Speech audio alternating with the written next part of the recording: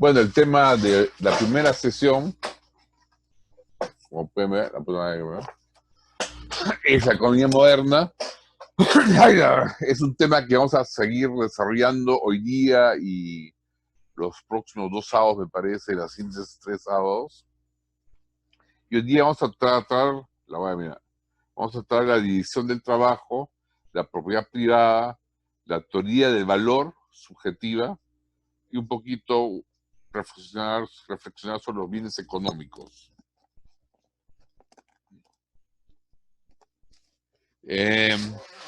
Vamos a hablar en primer lugar sobre la división del trabajo. Y aquí quiero empezar una cita de Santo Tomás de la Suma contra Gentiles. El hombre es por naturaleza un animal social, dice Santo Tomás. O político también podría decir. Cosa que ciertamente se pone manifiesto en que un solo hombre no se bastaría a sí mismo si viviese solo. Acá ya hay una idea primaria, hay una idea primaria de que la autarquía, o sea, vivir por sí mismo, vivir sin relaciones comerciales, ser autosuficiente, es aumentar la escasez.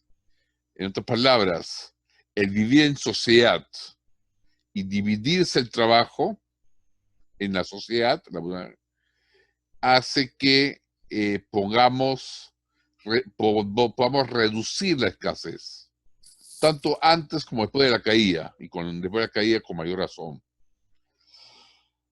En otras palabras, ser autárquicos, vivir por sí mismos sin relaciones comerciales con nadie, implica un grado muy profundo de pobreza, de un nivel muy bajo de estándar de vida. Y más bien comerciar, dividirse el trabajo entre personas y comerciar sus excedentes, intercambiar los excedentes, hace que aumente nuestro nivel de vida. Esto antes y después de la caída. Solo que con mayor razón después de la caída. Quizás antes de la caída, sobrenaturalmente nos haya provisto de la abundancia de la tierra, pero después de la caída esa abundancia sobrenatural también desapareció. Es decir, la socialidad se debe en parte, el ser social del ser humano, se debe en parte, aunque no solamente por esto, pero se debe en parte a la conveniencia del ser humano de vivir en sociedad por su indigencia. Como el ser humano es indigente naturalmente, le conviene vivir en sociedad para reducir esa indigencia, reducir esa escasez. Como lo dice en la Suma contra Gentiles, en razón de que la naturaleza en muy pocas cosas ha provisto al hombre suficientemente, sigue diciéndole, dándole una razón, ese al hombre, por la cual pueda procurarse las cosas necesarias para la vida, una razón para socializar, ¿no? Como ser el alimento, el vestido y otras semejantes, para obrar todas las cuales no basta un solo hombre, acá viene lo que vive en sociedad, por lo cual ha sido naturalmente dispuesto que el hombre viva en sociedad. Ese naturalmente dispuesto se puede interpretar como dispuesto por Dios. En otras palabras, nosotros no vivimos como una sociedad animal.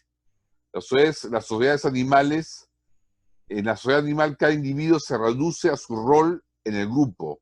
El grupo le da un rol y esa es su función última. En cambio, en la sociedad humana, la persona tiene una dignidad con derechos y deberes anteriores y superiores al arbitrario del grupo. Y es esta dignidad y derechos los que son parte esencial del bien común, del cual hablamos en la clase pasada, cuando son respetados.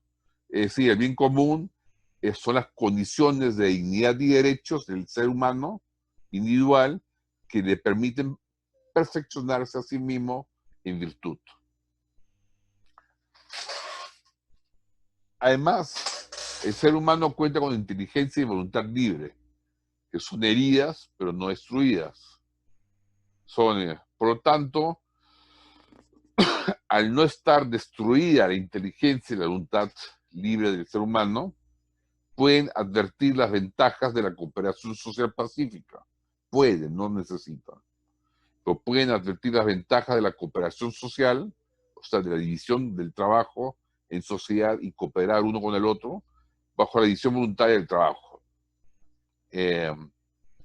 Esto quiere decir que si nosotros nos dividimos el trabajo, yo me especializo en lo que soy más hábil y tú en lo que eres más hábil, juntos produciremos más para todos, a que si yo hago todo solo y tú haces todo solo.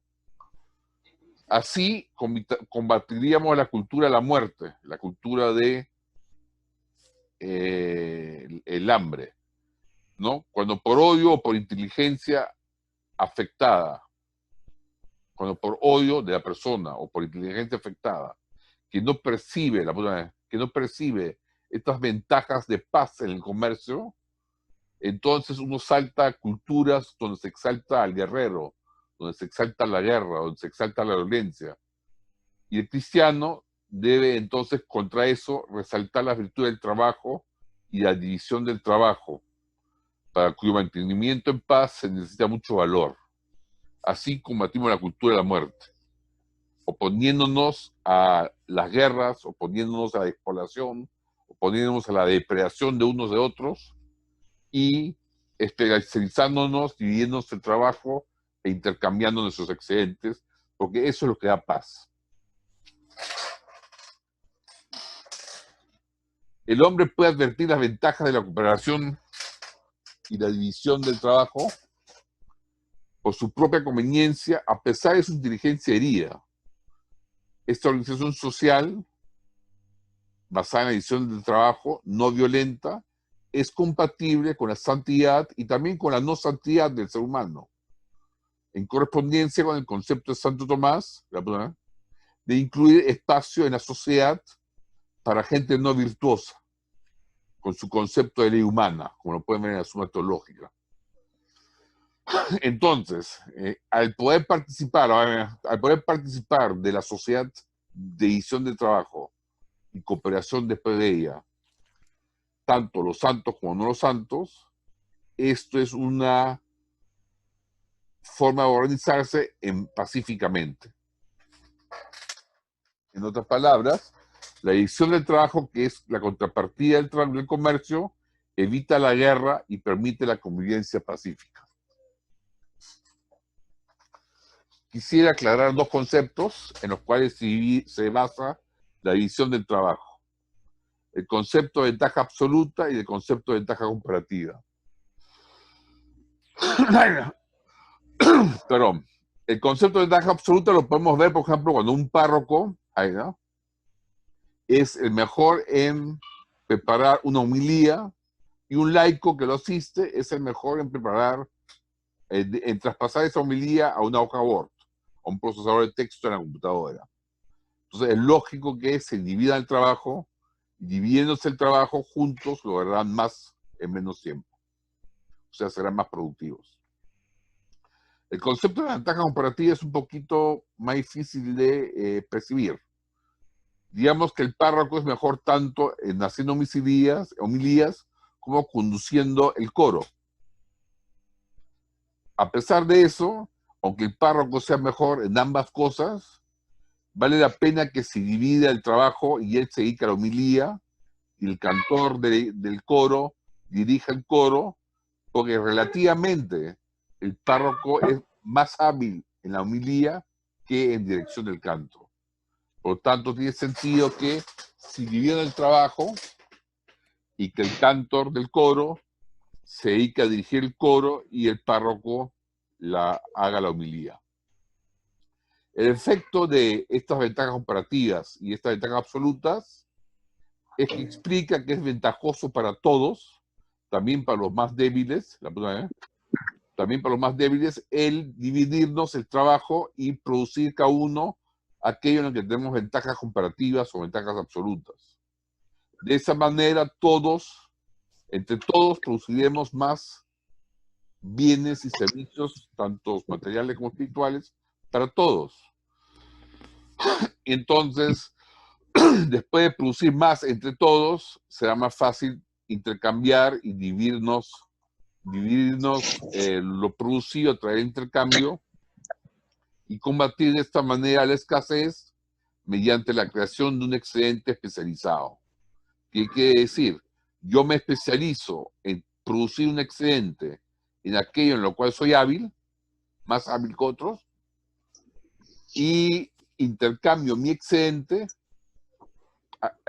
por los faltantes que tengo. Por ejemplo, yo soy más hábil enseñando economía, enseñando cosas que relacionan la economía con las escrituras. Entonces yo ofrezco esto, me especializo en esto, y lo que me falta, mi pan, mi vino, mi almuerzo, mis zapatos, lo compro, son mis faltantes, lo compro a otras personas que son más hábiles produciendo carne, pan, vino, zapatos. De esa manera, cada uno se especializa en lo que tiene más habilidad, produciendo entre todos más de todos los productos. Es decir, si yo tuviera que producir mis propios zapatos, producir mis propios tomates, producir mi propio escritorio, producir mi propia harina para mi pan, entonces simplemente, como no soy hábil en esas cosas, estaría produciendo mucho menos y consumiendo mucho menos, por lo tanto, que si yo me especializo en aquello en lo cual soy mejor y intercambio mis excedentes por por mis faltantes. No sé si hay una pregunta al respecto. Kurt, tal vez si puedes dar un ejemplo más de la diferencia entre una ventaja comparativa y una ventaja competitiva. Apunten en su hoja lo siguiente. Kurt produce 5 panes en una hora y 2 pares de zapatos. Me confundió panes con pares, ¿no? 5 panes en una hora y 2 zapatos en una hora. Es lo que puedo producir en una hora.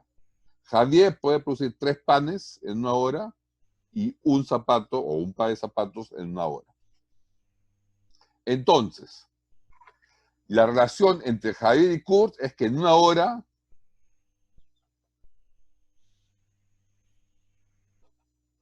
Javier produce un par de zapatos y Kurt produce 2 pares de zapatos. O sea, Kurt en una hora produce el doble de zapatos que Javier. Mientras en la relación de panes, Javier produce en una hora 3 panes y Kurt produce en una hora 5 panes. Si lo llevamos a la unidad, es decir, si en el tiempo respectivo Javier produce un pan, Kurt producirá 5 tercios de pan. Es decir, 2 tercios de pan. ¿Me siguen con eso? Si Javier produce en una hora 3 panes, si Javier produce en una hora 3 panes y Kurt produce en una hora 5 panes, entonces en el tiempo que Javier produce un pan, Kurt producirá 5 tercios de pan. O sea, un pan con 2 tercios de pan. ¿Se entendió ese ejemplo hasta ahora? Sí, muy bien. Sí, gracias. Ya, ok. Establecida la relación, vemos que Javier, cuando produce un pan, Kurt en ese mismo tiempo puede producir un pan y 2 tercios. Mientras que con los zapatos, en el tiempo que demora Javier producir un pan, Kurt puede producir 2 panes. ¿Dónde es más productivo, suponiendo que se valora igual, dónde es más productivo Kurt? ¿Produciendo panes, 2 por cada unidad de Javier? ¿O zapatos, 2 tercios por cada unidad de Javier? Relativamente hablando,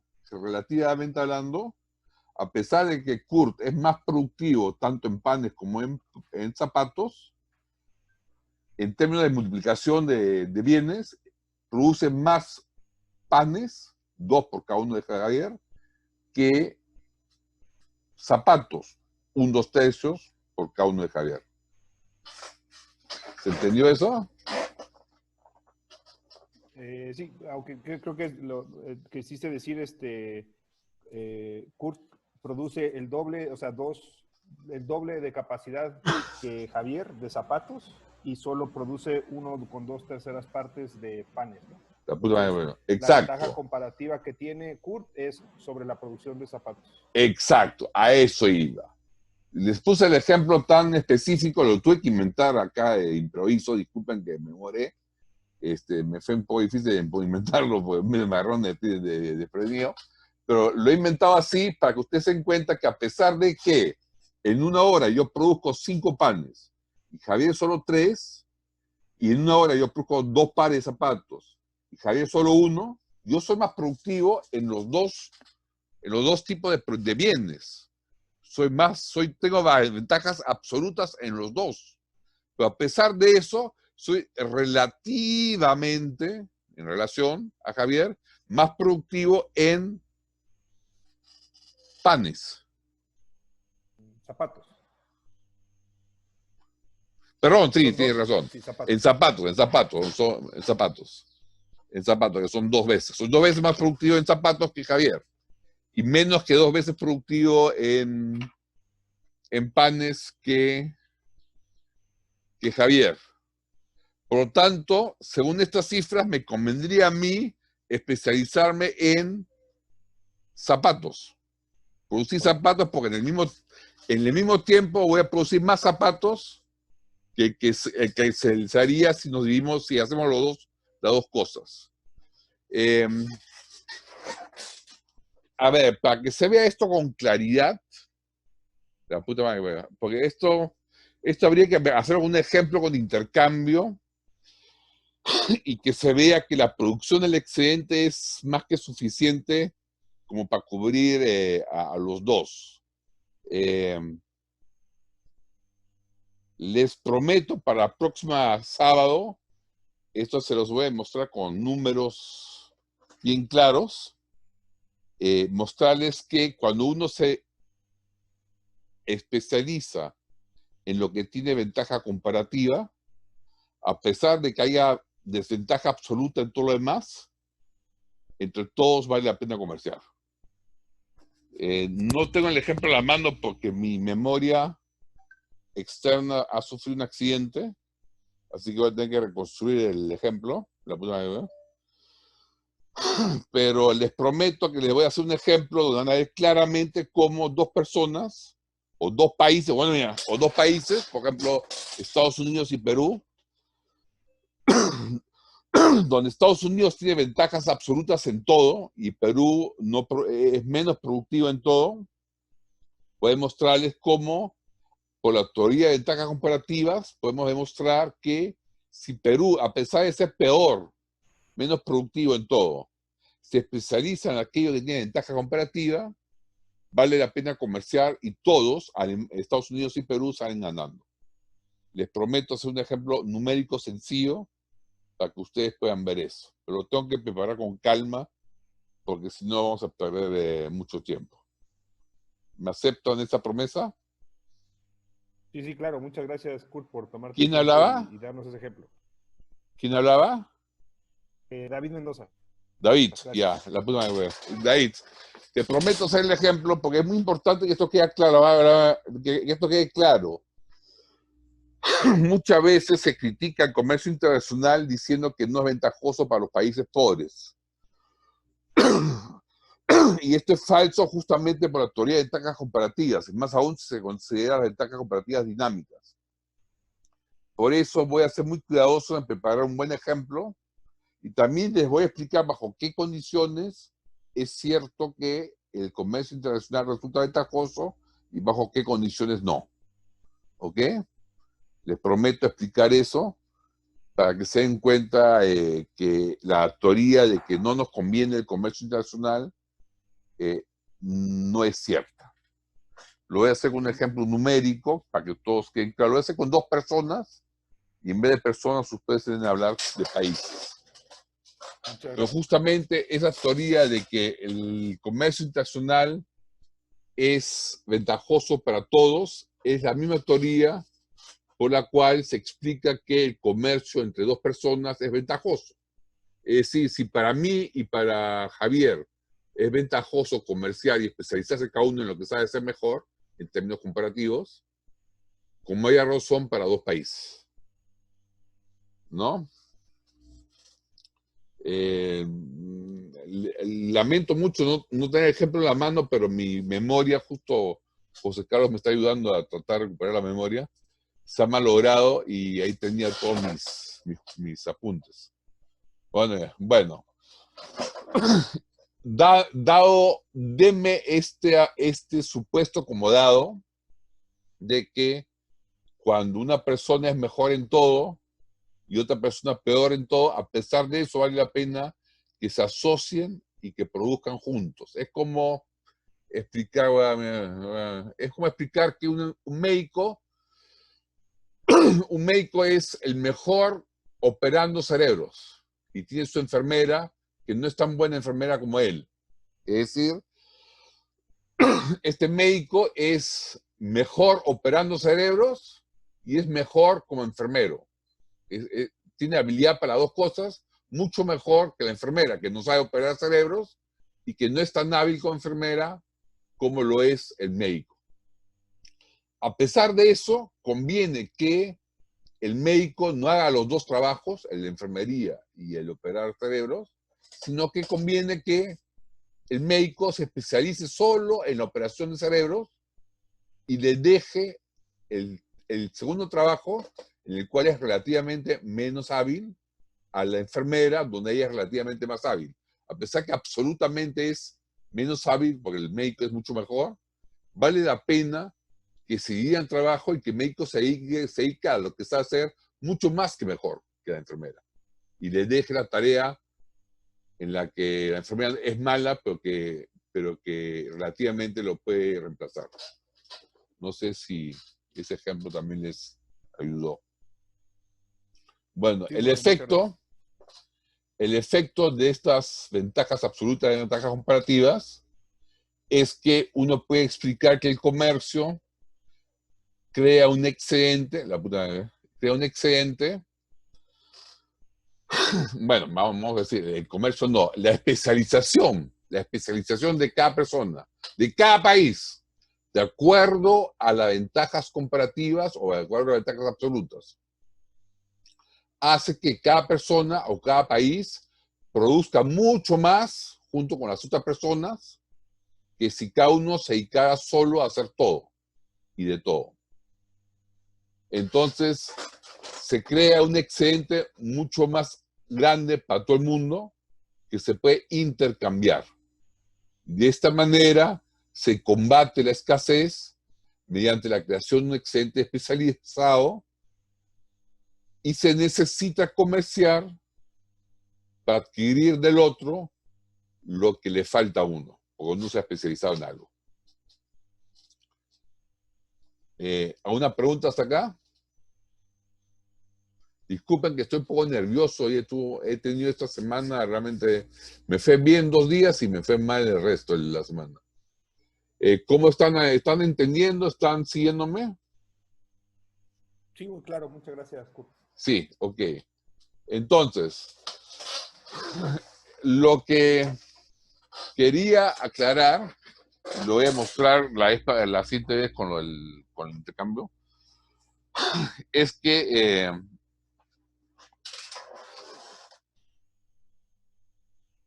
ahí donde estoy. Quería observar que el comercio, es decir, el intercambio de bienes y servicios que da como origen al mercado, es una actividad humana. O sea, el comercio, el intercambio de bienes, servicios, es una actividad humana esencial. Aunque seamos seres caídos en el pecado original, sigue siendo una actividad humana esencial. Por lo tanto, el mercado surge de una actividad humana esencial. Los animales no necesitan el mercado. Dios tampoco necesita un mercado. El mercado es algo que surge de la actividad humana esencial de intercambio. Y como el mercado es algo esencialmente humano, el mercado es algo esencialmente bueno.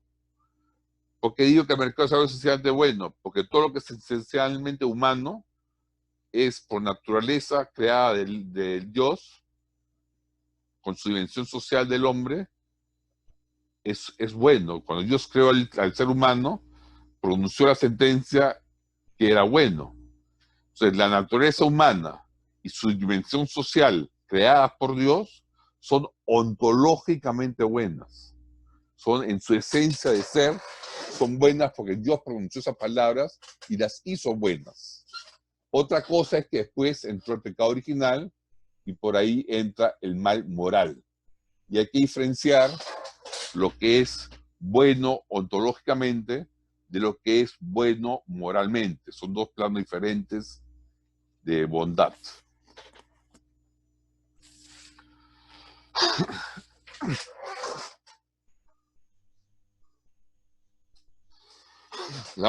Repetimos, lo malo fue el pecado original, pero no la esencial división humana del trabajo, que da lugar al mercado como salida pacífica, no guerrera, no violenta del problema de escasez. Claro que uno puede decir que el mercado origina problemas morales, pero también instituciones como el matrimonio o la política originan problemas morales. Por ejemplo, la política.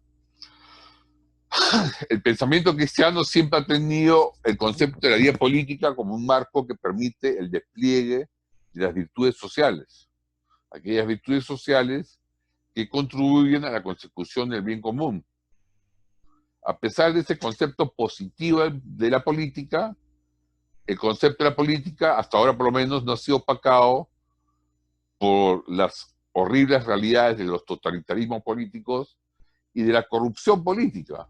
A pesar de que hay esos vicios, corrupción política, totalitarismos, seguimos pensando que la política es esencialmente, como actividad humana, algo bueno. Como cristianos pensamos que es algo bueno, ¿por qué? Porque permite que el hombre despliegue sus virtudes sociales que contribuyen a la constitución del bien común. En ese sentido, los efectos civilizatorios, los efectos de civilizar y de beneficio que han dado el mercado, que da el mercado y que dan los mercados como marco institucional, y también que da el comercio como actividad intersubjetiva entre sujetos, muchas veces esos efectos civilizatorios y benéficos han sido a menudo minimizados en las reflexiones cristianas, ¿no? Se puede decir que el discurso se ha concentrado en los peligros morales de la actividad mercantil y se ha olvidado excepto la escolástica española, de los teólogos españoles de la Escuela de Salamanca, se ha olvidado de resaltar los efectos civilizatorios y benéficos del mercado. Esa tendencia de ver a priori algo malo en el mercado ha sido corregida en la Iglesia Católica en el Encíclica Centesimus Annus, en el documento del Consejo Pontificio Justicia y Paz, que se llama La vocación del líder empresarial. Ahí se ha visto ya un cambio de tendencia en la Iglesia Católica. Y estamos en cierta manera adelantándonos al tiempo, porque es una tendencia que está demorando en imponerse. El mercado, en cuanto a mercado, no es fruto de la codicia, ni de una pecaminosa actividad capitalista, ni de una fuerza impersonal. Ni es tampoco una fuerza impersonal. El mercado es una actividad humana natural, que resulta esencial para minimizar el problema de escasez. Así debe concebirse el mercado, una actividad humana natural que minimiza el problema de escasez. Solo de esa manera podemos dimensionar después adecuadamente los problemas morales y pastorales que se dan en el mercado. Si partimos de una visión negativa a priori del mercado, haremos lo mismo que, por ejemplo, los cátaros hicieron en el siglo XII con su visión maniquea del matrimonio. Los cátaros fueron un grupo de hermanos gnósticos católicos que tenían una visión maniquea de matrimonio, de que algo pernicioso, malo, impuro. Cátaro quiere decir puro en griego, y los cátaros eran los que se mantenían puros sin casarse. Entonces, no hagamos ahora lo mismo con el mercado. A pesar de los dramas de violencia psicológica familiar, los numerosos casos de infidelidad matrimonial, nadie puede negar hoy en día la riqueza de la vida matrimonial. En ese sentido, el hecho de que hayan problemas morales en una institución natural humana, como el matrimonio, la política o el mercado, no significa que esa institución sea mala en sí. Es decir, del mismo modo en que hay problemas morales en otras instituciones que son buenas, mutatis mutandis, es decir, cambiando y adaptando lo que hay que cambiar, las condiciones censurables del mercado que se producen en algunos contextos no debe llevarnos a una condena absoluta del mercado que nos impide ver la riqueza básica de las instituciones del mercado.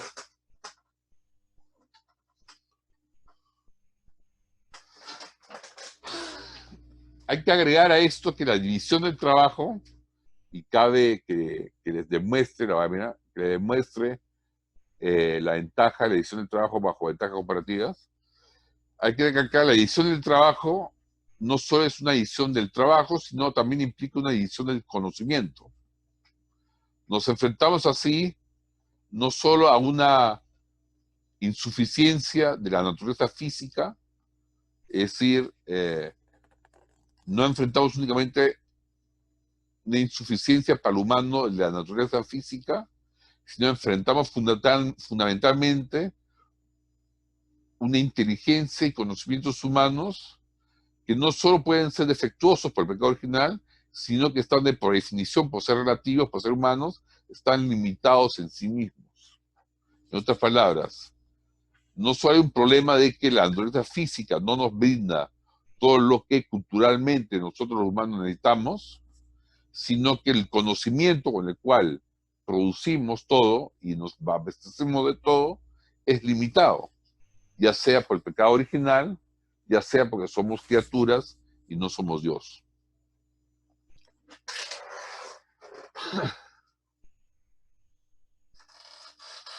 De ese modo, cuando dos personas se encuentran para un potencial intercambio, cada uno sabe o supone o espera con respecto de la otra algo que resulta de un conocimiento limitado. Además, estas personas se mueven en un contexto de error y de incertidumbre cuando se encuentran uno con otro para intercambiar.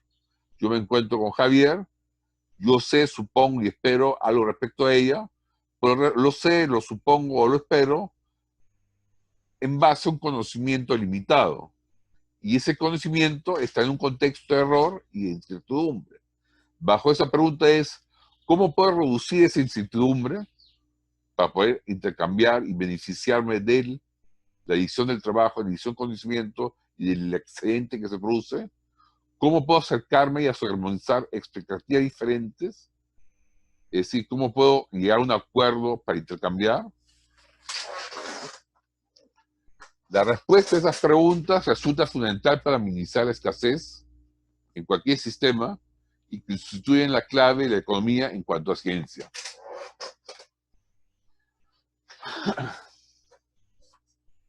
La relación de la economía con la psicología, por ejemplo, con los estudios de las valoraciones, de las preferencias, de las expectativas, de los marcos comunicativos, de los ecos cognitivos, todos son temas que se estudia la psicología con la economía.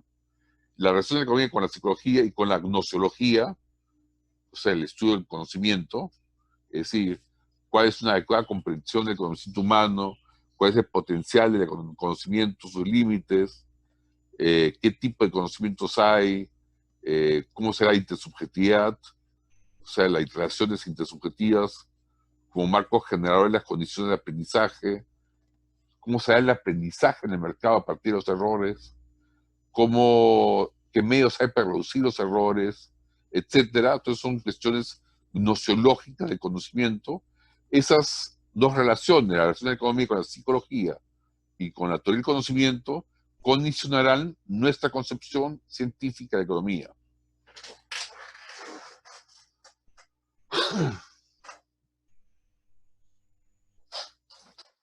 Y, y, eh, y a esto hay que agregarle que si bien el comercio y el mercado y sus condiciones básicas son algo tan propio de la naturaleza humana que se les puede rastrear hasta en cualquier cultura, las condiciones que permiten la vida mercantil son muy frágiles.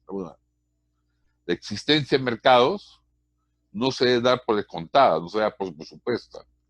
Articular las bases institucionales que permiten el desarrollo del mercado es un asunto muy arduo.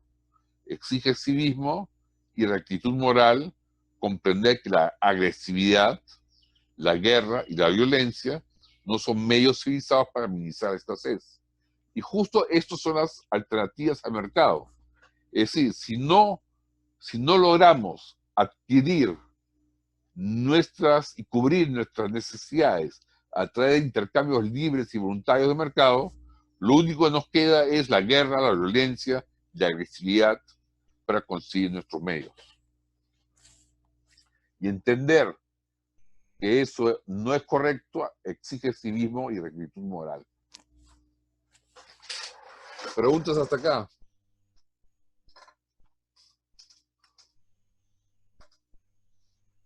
¿Aló? Sí, sí. Sí, Randy. Pastor Randy. ¿Puedes explicar más sobre la nociología? Muy interesante este punto. ¿Y qué es la relación entre nociología y epistemología? Ya, nociología. Ya, nociología es como se llamaba antes de la epistemología. Vamos a ponerlo así. La nociología es la teoría del conocimiento. Es la teoría que que estudia, la rama de la filosofía que estudia el conocimiento, por ejemplo, cómo se logra adecuadamente comprender las cosas, cuál es el potencial del conocimiento, cuáles son sus límites, qué tipo de conocimiento hay, cómo se generan condiciones para poder aprender, conocer más, para poder reducir los errores de conocimiento. Todo eso se conoce como nociología. La nociología que se especializa en el tema de decir qué es lo que hace que una ciencia sea ciencia, o sea, qué es lo que hace que un conocimiento sea conocimiento científico, esa parte de la nociología se llama epistemología. Wow, muy importante esto y quiero profundizarme más en esto. Quizá nos puede mandar algún documento sobre el tema. Voy a buscarte. El problema, como te digo, es que mi memoria externa se me ha caído y se me ha malogrado y están tratando de recuperar la información. Gracias. Ya, con mucho gusto. Con mucho gusto, Pastor Andy. Voy a buscar, por lo menos te voy a recomendar unos libros, pero voy a tratar de mandarte materiales. Bueno, dicho esto, hemos visto que, que hay dos alternativas para adquirir para cubrir nuestras necesidades. Tres alternativas, la voy a mirar. Una es producir nosotros mismos nuestros bienes y servicios que necesitamos. Producimos nosotros mismos para nosotros mismos, sin intercambiar con otras personas. A ese sistema se llama autarquía. Y ese sistema implica un nivel de pobreza extremo, porque no somos hábiles de hacer ni la 10ª parte de todo lo que tenemos hoy en día en nuestra sociedad. Y el siguiente sistema es el intercambiar. Intercambiar bien, es decir, especializarse en lo que soy más hábil e intercambiar mi excedente por lo que me falta. Ese es el sistema de mercado, que es una actividad natural del ser humano. Y el tercer sistema, que para mí es condenable, es el robar, el agredir, la guerra para apropiarse de los bienes de otras personas, o los territorios de otras personas, la producción de otras personas. Pero son las tres formas básicas de cubrir nuestras necesidades. Y la que he explicado hoy es la ventaja de la de la segunda forma, que es la del mercado, y la más civilizada, y frente a la autarquía, es la que más reduce nuestra indigencia.